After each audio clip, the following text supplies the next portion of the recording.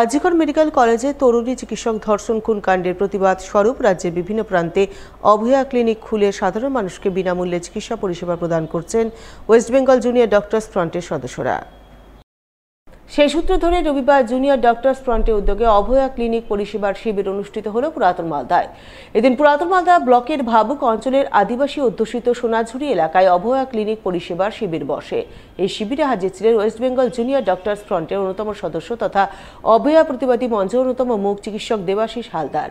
এদিন তাদের উপস্থিতিতে মালদা মেডিকেল কলেজে junior doctor, intern, house staff ও ডাক্তারি পড়ুয়া ছেলেমেয়েরা মিলে বিনামূল্যে সাধারণ মানুষকে চিকিৎসা পরিষেবা প্রদান করেন। বিনামূল্যে কিছু ওষুধপত্র তুলে দেন। সেই সঙ্গে গ্রামের সাধারণ মানুষজনকে স্বাস্থ্য সম্পর্কিত বিষয়ে সচেতন করেন ওয়েস্ট বেঙ্গল জুনিয়র ডক্টরস ফ্রন্টের সদস্যরা।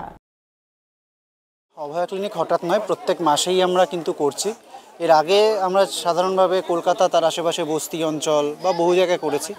আজকে এইখানে করার উদ্দেশ্য হচ্ছে, যেহেতু দেখুন দুটো জায়গা, একটা হচ্ছে প্রত্যেক মাসে আমরা অভয়া ক্লিনিক, একটা তো অভয়াকে স্মরণ করার একটা আমাদের মাধ্যম এবং প্রতিবাদের একটা ফর্ম, এবং দ্বিতীয়ত আর একটা ব্যাপার যে আপনারা সবাই নিশ্চয়ই জানেন, আমি এই মুহূর্তে গাজল হসপিটালে পোস্টিং, আমাকে একটাভাবে ট্রান্সফার পোস্টিং চেঞ্জ করে দেওয়া হয়েছে, তার জন্য কোর্টে কেস চলছে।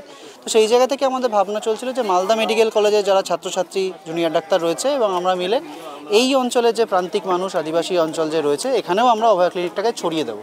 কলকাতা বা তার আশেপাশে তো হচ্ছেই, অবশ্যই হচ্ছে, কিন্তু আরও প্রান্তিক মানুষের কাছে আমাদের ন্যায় বিচারের দাবিটাকে ছড়িয়ে দেওয়া, সেই জায়গা থেকে কিন্তু আজকে এই জায়গায় অভয়া ক্লিনিকের সিদ্ধান্ত।